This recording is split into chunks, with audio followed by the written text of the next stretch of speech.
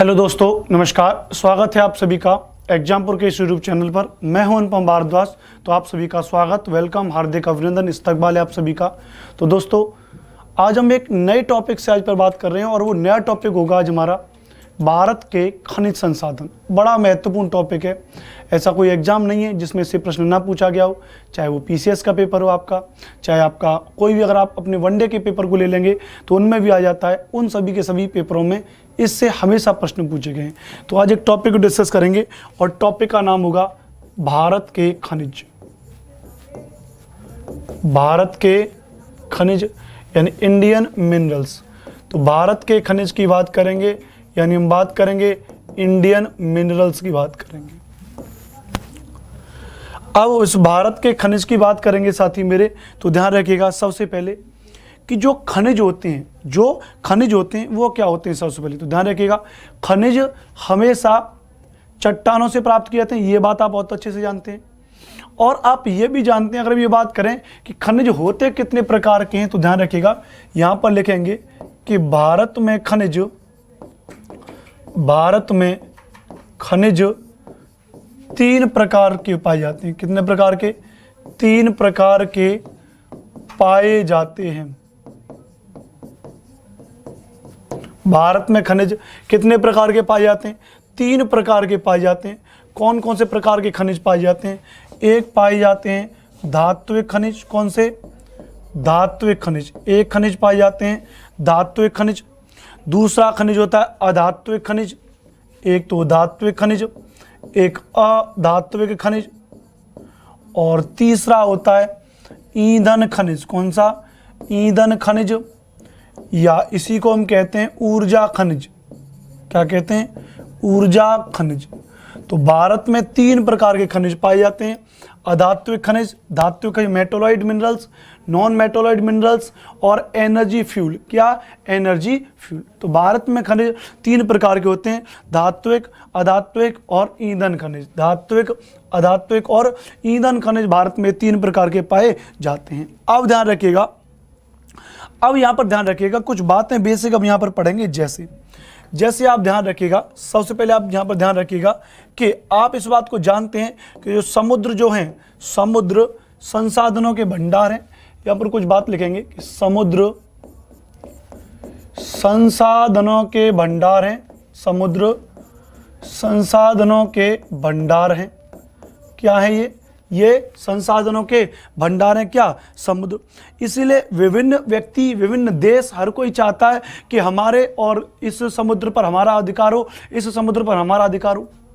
जैसे आपने current affairs में अगर पढ़ा होगा तो हाल ही में केन्या और सोमालिया 2 देश हैं अफ्रीका के। उन दोनों देशों के बीच एक विवाद है 1 लाख स्क्वायर वर्ग किलोमीटर के क्षेत्रफल को लेकर के, समुद्री क्षेत्रफल को लेकर के। क्योंकि वो जो समुद्री क्षेत्रफल है वो पेट्रोलियम और जितने भी खनिज तेल होते हैं उनसे भरा पड़ा है। अब जब वो भरा पड़ा है तो हर एक देश चाहता है कि इस पर मेरा अधिकार हो, इस पर मेरा अधिकार हो। तो दोनों देशों के बीच में विवाद है, केन्या और सोमालिया के बीच। आपने मुद्दा पढ़ा होगा। तो सेम उसी तरीके से अगर हम बात करेंगे कि समुद्र संसाधनों के भंडार हैं, इसीलिए विभिन्न देशों को लेकर अपने पास स्थित समुद्र के अधिकार को लेकर के कई विवाद होते हैं। इसलिए ध्यान रखिएगा, समुद्र संसाधनों के भंडार हैं, इसलिए प्रत्येक देश के समुद्री सीमा भंडार को लेकर, समुद्री सीमा भंडार को लेकर के 1982 में संयुक्त राष्ट्र संघ द्वारा किसके द्वारा? संयुक्त राष्ट्र संघ के द्वारा, यूएनओ के द्वारा एक समझौता किया गया, जिस समझौता को हम कहते हैं अनक्लोज समझौता किया गया। क्या किया गया? अनक्लोज। 1982 में संयुक्त राष्ट्र संघ द्वारा अनक्लोज समझौता किया गया। क्या किया गया? अनक्लोज समझौता किया गया। कौन सा समझौता किया गया? अनक्लोज समझौता किया गया। किसके द्वारा? संयुक्त राष्ट्र के द्वारा। कब किया गया? 1982 में। कब किया गया? 1982 में। ध्यान रखिएगा। दूसरी बात ध्यान रखिएगा कि अगर हम बात करेंगे कि किसी भी देश के तटरेखा, पॉइंट पढ़िएगा, किसी भी देश के तट रेखा, किसी भी देश के तट रेखा के पास स्थित छिछले समुद्र को, किसी भी देश के तटरेखा के पास स्थित छिछले समुद्र को, यानी छिछले समुद्र का मतलब है जहां पर पानी कम हो, तो किसी भी देश के तटरेखा के पास स्थित छिछले समुद्र को अपतट कहते हैं। क्या कहते हैं? पास स्थित समुद्र को अपतट कहते हैं। इंग्लिश में कहते हैं ऑफ शोर कहते हैं। क्या कहते हैं? ऑफ शोर कहते हैं। क्या कहते हैं? ऑफ शोर कहते हैं। ऑफ शोर कहते हैं। क्या कहते हैं? ऑफ शोर कहते हैं। इस बात को ध्यान रखिएगा। तो किसी भी देश के तटरेखा के पास स्थित छिछले समुद्र को अपतट या ऑफ शोर कहते हैं। क्या कहते हैं? अपतट या ऑफ शोर कहते हैं। ठीक है भैया, ध्यान रखिएगा। मैंने आपको बताया था कि तटरेखा के पास स्थित, तो आप जानते हैं कि किसी भी देश की 3 तटरेखा होती हैं। किसी भी देश की 3 तटरेखा होती हैं। कितनी होती है? 3 तटरेखा होती हैं। कितनी होती हैं? 3 तटरेखा होती हैं। ये आप जानते हैं, किसी भी देश की 3 तटरेखा होती हैं, जिसमें जैसे आप जानते हैं प्रादेशिक सीमा, आप जानते हैं इसमें अविच्छिन्न मंडल, या आप इसमें जानते हैं अनन्य आर्थिक क्षेत्र। अनन्य आर्थिक क्षेत्र को इंग्लिश में कहते हैं एक्सक्लूसिव। क्या कहते हैं? एक्सक्लूसिव इकोनॉमिक जोन, अनन्य आर्थिक क्षेत्र EEZ। इसको बोलते हैं, प्रादेशिक सीमा को बोलते हैं टेरिटोरियल जोन। क्या कहते हैं? टेरिटोरियल जोन कहते हैं। अविच्छिन्न मंडल को कहते हैं कॉन्टिग्यूअस जोन कहते हैं। क्या कहते हैं? कॉन्टिग्यूअस जोन कहते हैं। क्या कहते हैं? कॉन्टिग्यूअस जोन कहते हैं। तो किसी भी देश की 3 तटरेखा हो सकती हैं। किसी भी देश की 3 तटरेखा हो सकती हैं। इसके बारे में थोड़ा सा आप यहाँ पर समझ जाइए। ठीक है भैया, इसके बारे में आप थोड़ा सा यहाँ पर समझ जाइए। किसी भी देश की 3 तटरेखा होती हैं, तो ध्यान रखिएगा। यहाँ पर अगर हम आपसे बात करें कि भारत की तटरेखा भी 3 होंगी इसी प्रकार की, तो लिख लीजिएगा यहाँ पर कि भारत अपने आधार रेखा से 200 समुद्री मील तक, भारत अपने आधार रेखा से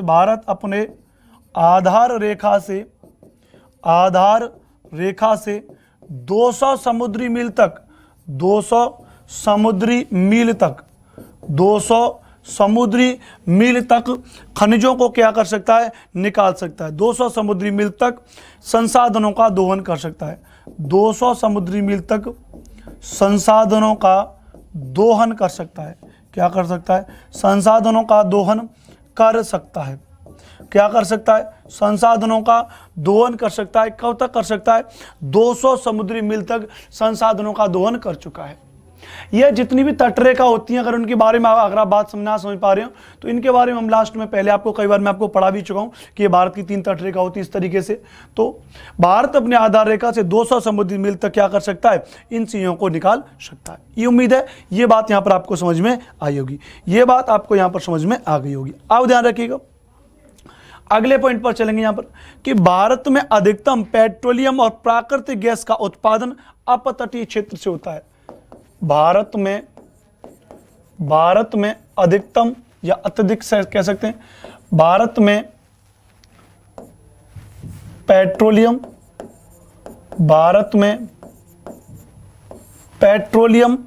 और प्राकृतिक गैसों का, भारत में पेट्रोलियम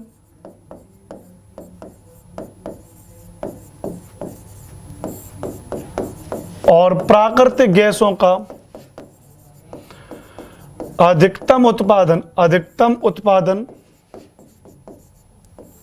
भारत में पेट्रोलियम और प्राकृतिक गैसों का अधिकतम उत्पादन अपतटीय क्षेत्रों से होता है। किससे होता है?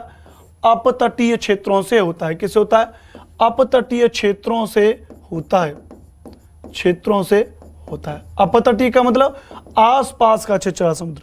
यहां बताया था मैंने आपको कि किसी भी देश का आसपास का स्थित छिछले समुद्र को क्या कहते हैं? अपतट कहते हैं, ऑफशोर कहते हैं। क्या कहते हैं? ऑफशोर कहते हैं। तो वहीं पर स्थित उसी की बात यहां पर करी जा रहे हैं, उसी की बात हम आपसे यहां पर कर रहे हैं। तो भारत में पेट्रोलियम और प्राकृतिक गैसों का अधिकतम उत्पादन अपतटीय क्षेत्रों से होता है। किससे होता है? अपतटीय क्षेत्रों से होता है। जैसे एग्जाम्पल के तौर पर आप यहां पर समझना चाहें कि ऐसा क्यों है, तो एग्जाम्पल के तौर पर आप समझ सकते हैं कि मुंबई हाई अपतटीय क्षेत्र से देश का कुल 60% पेट्रोलियम निकाला जाता है। किससे? मुंबई हाई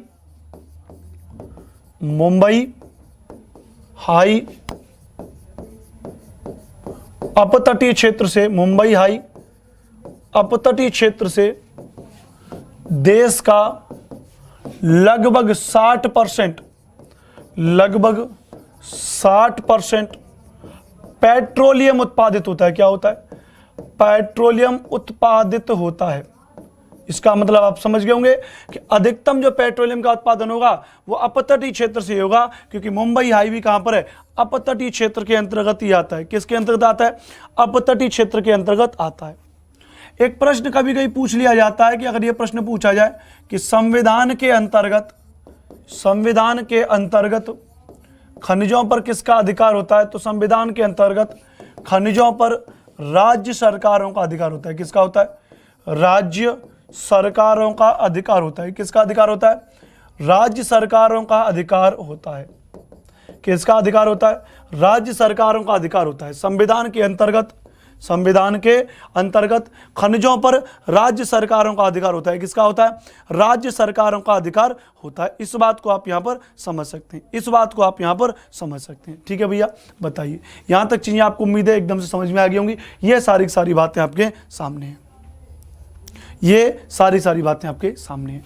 हमने आपको यहां पर बताया था कि ये खनिज 3 प्रकार के, धात्विक, अधात्विक, ईंधन खनिज।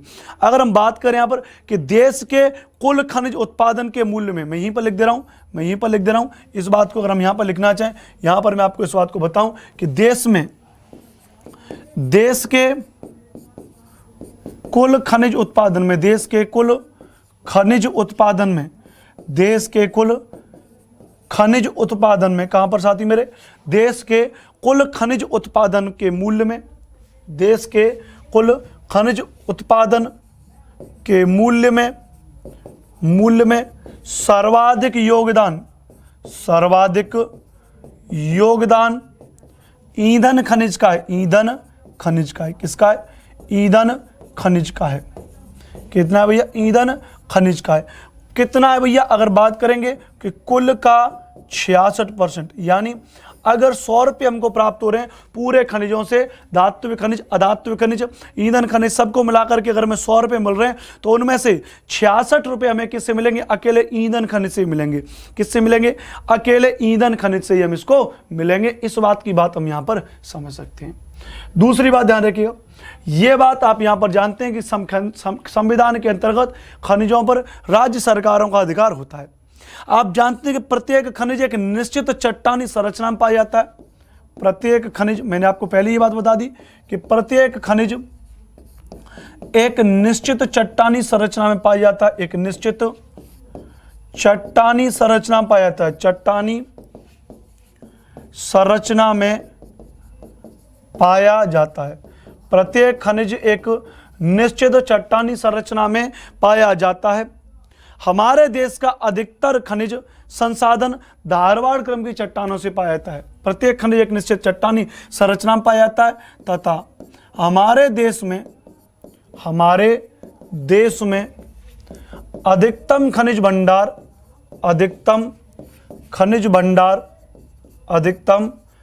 भंडार धारवाड़ क्रम की चट्टान से निकाला जाता है। किससे? धारवाड़ क्रम की चट्टान से निकाला जाता है। धारवाड़ क्रम की चट्टान से निकाला जाता है। यानी जब चट्टान से निकाला जा रहा है तो भारत में सबसे ज्यादा कौन सी चट्टान से निकाला जाता है? धारवाड़ क्रम की चट्टान से निकाला जाता है। और यह बात आप अच्छे से जानते हैं कि भारत में 6 प्रकार की चट्टानी संरचना पाई जाती है। कितने प्रकार की पाई जाती है? There are 6 type of rocks. 6 प्रकार की चट्टानी संरचनाएं पाई जाती हैं। तो यह लिख सकते हैं कि भारत में 6 प्रकार की, भारत में 6 प्रकार की चट्टानी संरचना पाई जाती, 6 प्रकार की चट्टानी संरचना पाई जाती है। कितने प्रकार की पाई जाती है? 6 प्रकार की चट्टानी संरचना पाई जाती है। कितने प्रकार की पाई जाती है? 6 प्रकार की चट्टानी संरचना पाई जाती है, जिसमें नंबर 1 पहले मैं आपको पढ़ा चुका हूं, जैसे आर्कियन क्रम की चट्टान। आर्कियन क्रम की चट्टान कौन सी? आर्कियन क्रम की चट्टान। दूसरी बात ध्यान रखिएगा, दूसरी बात, जब आर्कियन क्रम की चट्टान बनी तो उनके टूटने से बनी धारवाड़ क्रम की चट्टान। कौन सी? धारवाड़ क्रम की चट्टान। धारवाड़ क्रम की चट्टान। उसके बाद नंबर 3 पर बनी कुडप्पा क्रम की चट्टान। कौन सी? कुडप्पा क्रम की चट्टान। कौन सी?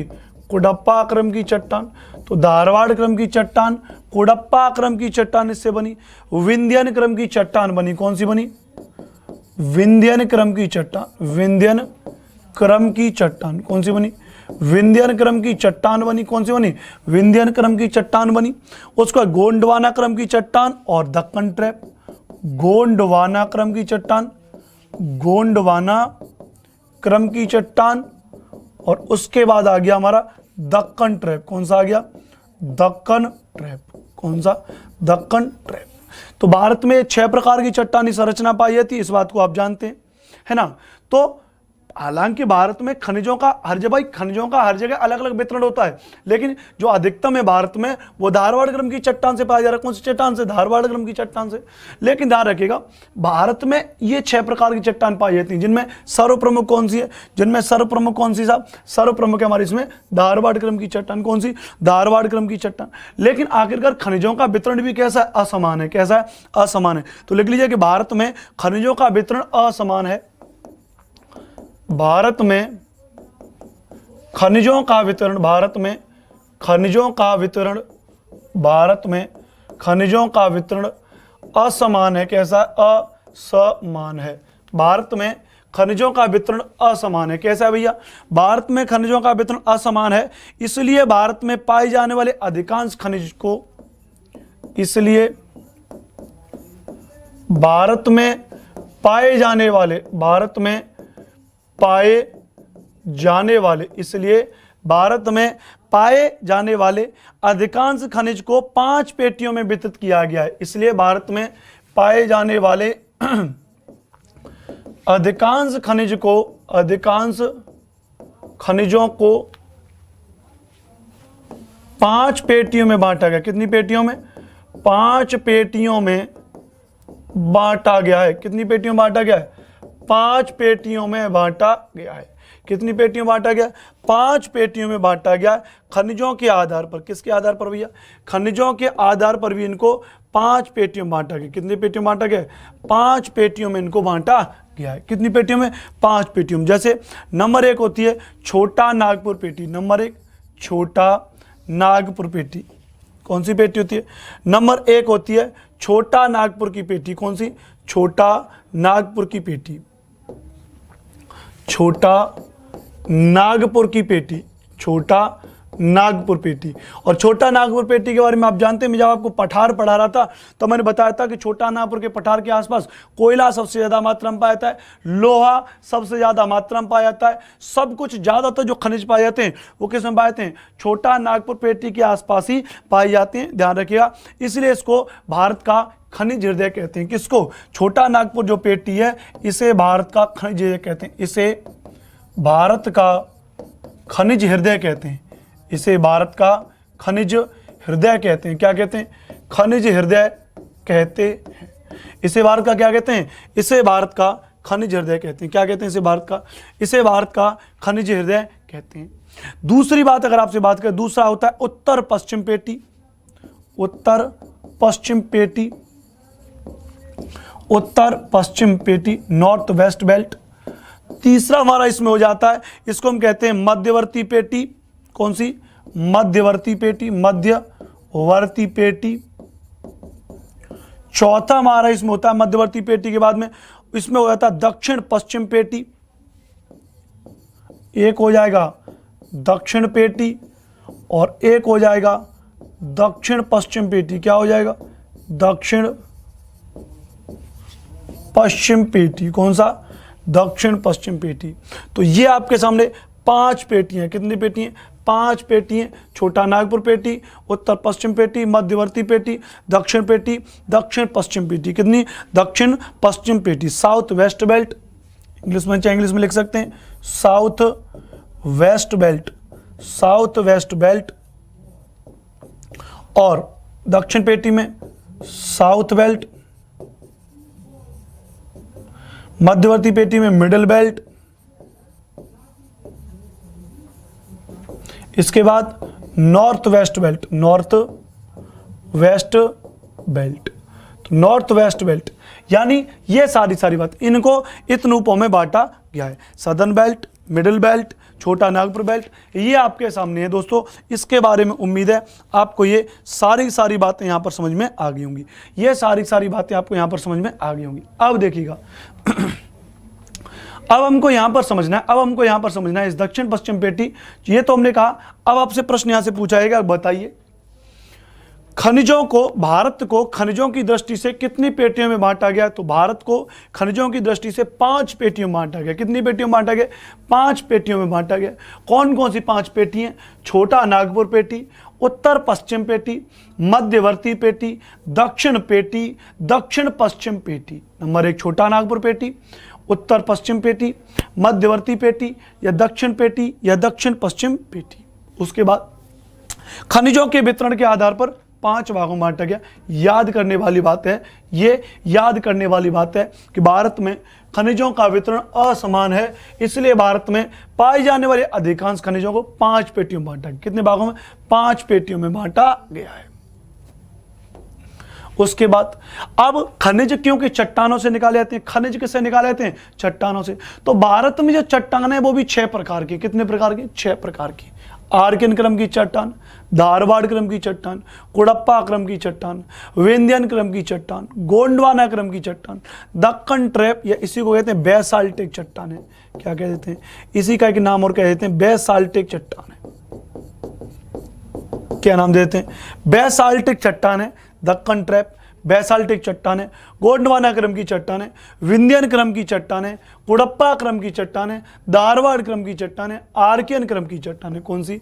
आर्कियन क्रम की चट्टान है। तो भारत में 6 प्रकार की चट्टानी संरचना पाई थी। 6 प्रकार की चट्टानी संरचना पाई थी। यह भी याद करना पड़ेगा, यह भी डायरेक्ट पेपर में पूछा जाएगा। कितने प्रकार की? 6 प्रकार की।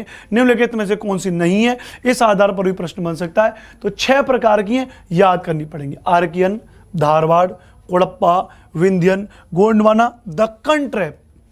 जो खनिज निकाले जाते हैं उस पर किसका अधिकार होता है? राज्य का अधिकार होता है, केंद्र का अधिकार होता है, किसका अधिकार होता है? तो जाहिर सी बात है संविधान के अकॉर्डिंग उस पर किसका अधिकार होता है?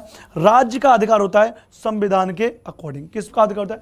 राज्य का अधिकार होता है। प्रत्येक खनिज, संविधान के अंतर्गत खनिजों पर राज्य सरकारों का अधिकार होता है।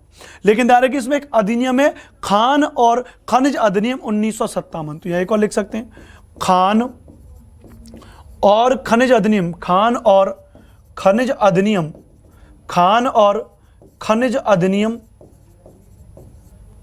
खान और खनिज अधिनियम 1957 के द्वारा केंद्र सरकार, खान और खनिज अधिनियम 1957 के अनुसार, 1957 के अनुसार केंद्र सरकार अपतटीय क्षेत्रों से, अपतटीय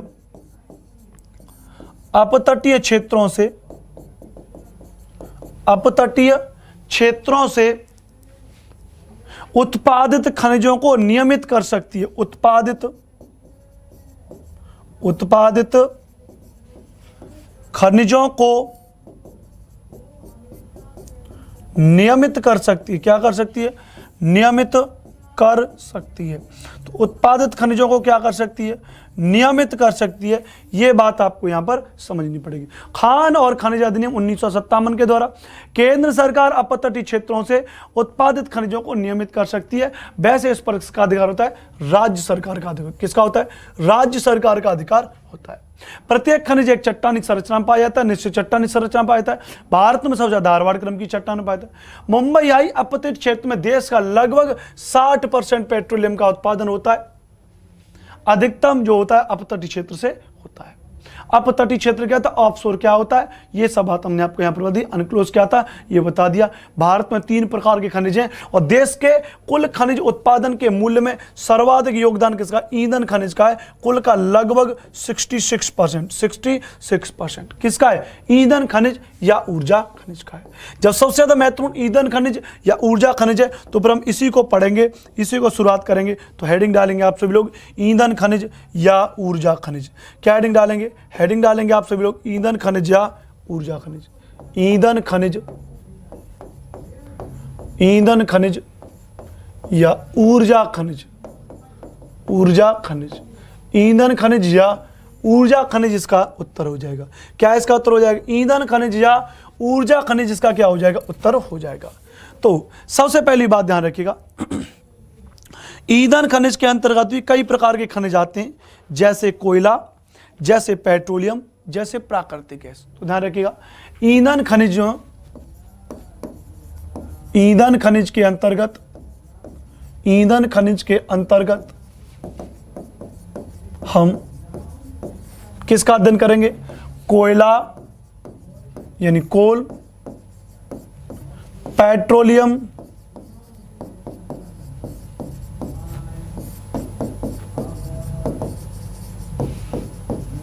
कोयला, पेट्रोलियम, प्राकृतिक गैस, प्राकृतिक गैस यानी नेचुरल गैस, प्राकृतिक गैस यानी नेचुरल गैस। तो ईंधन खनिज के अंतर्गत हम कोयला, पेट्रोलियम, प्राकृतिक गैस का अध्ययन करते हैं। किसका अध्ययन करते हैं, इनका अध्ययन इसके अंतर्गत हम करते हैं। ये ईंधन खनिज के अंतर्गत ही पढ़ते हैं हम, ईंधन खनिज के अंतर्गत ही हम इसको पढ़ते हैं। इस बात को आप यहां पर समझ सकते हैं, इस बात को आप यहां पर समझ सकते हैं। ठीक है भैया, इस बात को आप यहां पर समझ सकते हैं। सबसे पहले बात करेंगे हम कोयला के बारे में बात करेंगे। किसके बारे में बात करेंगे, हम आपसे बात करेंगे कोयला के बारे में बात करेंगे। सबसे पहले ध्यान रखिएगा किसके बारे में बात करेंगे, तो सबसे पहले हम आपसे बात करेंगे कोयला के बारे में बात करेंगे, कोल के बारे में बात करेंगे, कोयला के बारे में बात करें। किसके बारे में बात करें, कोयला के बारे में बात करेंगे। सबसे ज्यादा पाया जाता है धारवाड़ क्रम की चट्टानों में। किसमें, धारवाड़ क्रम की चट्टानों में। कोयला नहीं, मतलब सारी चीजें, पूरा खनिज किसमें पाया जाता है, धारवाड़ क्रम की चट्टानों के अंतर्गत पाया जाता है। लेकिन जो कोयला भारत में निकाला जाता है उसको हम ये भी कह सकते हैं कि धारवाड़ क्रम की चट्टानों से तो निकाला जाता ही है, लेकिन ये सबसे ज्यादा पाया जाता है अवसादी चट्टानों से। किससे, अवसादी चट्टानों से। इसका मतलब आपको बताऊंगा मैं समझाऊंगा आपको। पहले आप लिखेंगे इसमें कोयला में, आप सबसे पहले लिखेंगे कि यह अवसादी चट्टानों से निकाला जाता है। किससे निकाला, ध्यान रखिएगा कि यह अवसादी चट्टानों से निकाला जाता है, अवसादी चट्टानों से निकाला जाता है। किससे निकाला जाता है, यह अवसादी चट्टानों से निकाला जाता है। दूसरी बात ध्यान रखिएगा, अवसादी चट्टानों में जीवाश्म पाया जाता है तथा यह नदी घाटियों में सर्वाधिक पाया जाता है। ध्यान रखिएगा, अवसादी चट्टानों में, अवसादी चट्टानों में जीवाश्म पाया जाता है, जीवाश्म पाया जाता है। अवसादी चट्टानों में जीवाश्म पाया जाता है तथा यह नदी घाटियों में सर्वाधिक पाया जाता है, तथा यह नदी घाटियों में सर्वाधिक पाया जाता है। क्या होता है, सर्वाधिक पाया जाता है। कहां सर्वाधिक पाया जाता है, सर्वाधिक यह कहां पाया जाता है, तो सर्वाधिक यह नदी घाटियों में सर्वाधिक मात्रा में पाया जाता है। ध्यान रखिएगा।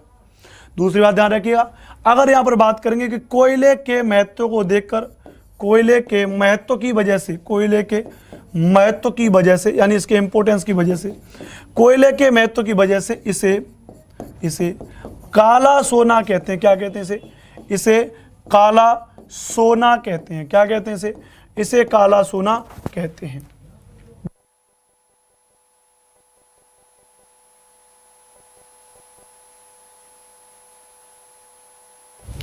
कोयले के महत्व की वजह से इसे काला सोना कहते हैं। ध्यान रखिएगा एक प्रश्न कई बार पूछा गया कि भारत में कोयले का उत्पादन, भारत में कोयले का उत्पादन सर्वप्रथम, भारत में कोयले का उत्पादन सर्वप्रथम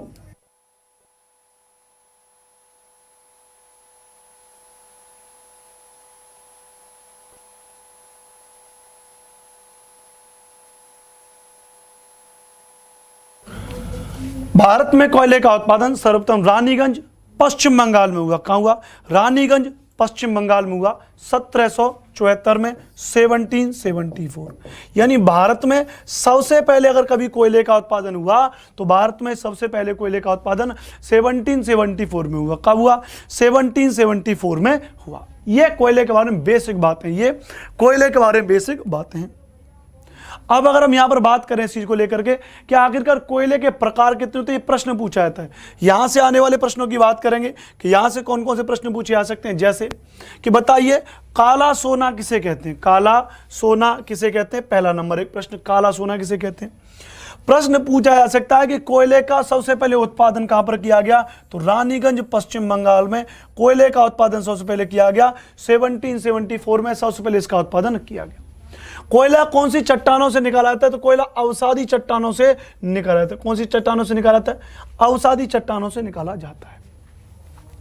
यहां पर बात करेंगे कोयले के प्रकार की, कोयले के प्रकार कि आखिरकार कोयले के प्रकार कितने होते हैं। तो ध्यान रखिएगा कोयला भी 4 प्रकार का होता है। कितने प्रकार का होता है कोयला? 4 प्रकार का होता है कोयला। ध्यान रखिए कितने प्रकार का होता है? 4 प्रकार का होता है कोयला हमारा, जिसमें नंबर 1 है हमारा एंथ्रासाइड, नंबर 1 है हमारा एंथ्रासाइड, दूसरा है हमारा कौन सा? एंथ्रासाइड, दूसरा है हमारा बिटुमिनस। कौन सा? बिटुमिनस। एंथ्रासाइड, एंथ्रासाइड में जो कार्बन की मात्रा होती है वो अच्छी खासी होती है, 90 से 95% इसमें कार्बन पाया जाता है।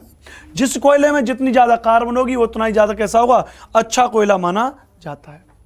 जो बिटुमिनस कोयला है उसमें कार्बन की मात्रा 60 से 75% तक पाई जाती है। 60 से 75% तक बिटुमिनस में लगभग में क्या पाई जाती है?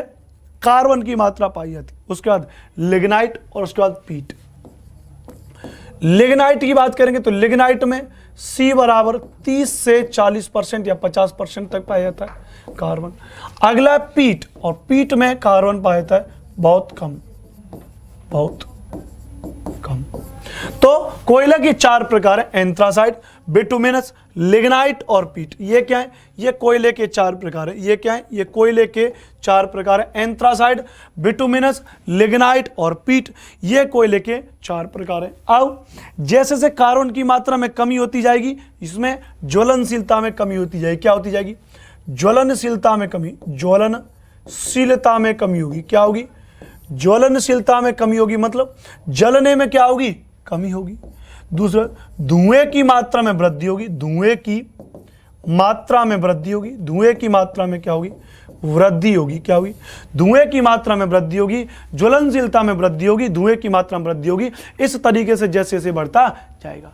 तो कोयले के प्रकार में एंथ्रासाइड, बिटुमिनस, लिग्नाइट, पीट इसका उत्तर हो जाएगा। यहाँ तक उम्मीद है ये सारी बात आपको समझ में आई होगी, क्योंकि आप जानते हैं आज 29 मार्च है। 29 मार्च के लिए क्लास आपकी पहले से ऑलरेडी रिकॉर्ड की गई है, क्योंकि आज है होली। होली का मतलब है पवित्रता का त्यौहार। तो आज होली है, तो आप सभी को होली की बहुत बहुत हार्दिक शुभकामनाएं। आपकी होली बहुत ही शानदार हो, ऐसी मैं अपने दिल से प्रार्थना करता हूं ऊपर वाले से कि बहुत ही शानदार आपकी होली गए। और ध्यान रखिएगा होली का मतलब होता है पवित्रता। होली का मतलब है पवित्रता, और पवित्रता का मतलब है कि इस होली पर जिससे भी गिले शिकवे हों, लड़ाई झगड़े हों, उन सब से मेल मिलाप की बात होनी चाहिए। होली पे मैंने देखा है कि गुलाल लगाते हैं। गुलाल संकेत है कि इसका प्रेम का संकेत है। हम किसी को गुलाल लगाने जाते हैं, लोगों के गले मिलते हैं, दोस्तों से हाथ मिलाते हैं, तो ये प्रेम का संकेत है। तो किसी से अगर नफरत हो तो उस नफरत को प्यार में बदलने का सबसे अच्छा त्यौहार है होली त्यौहार। तो होली पवित्रता का त्यौहार है। तो इसी के साथ आप सभी को भी होली की अग्रिम शुभकामनाएं। तो तब तक के लिए धन्यवाद, नमस्कार, जय हिंद, जय भारत।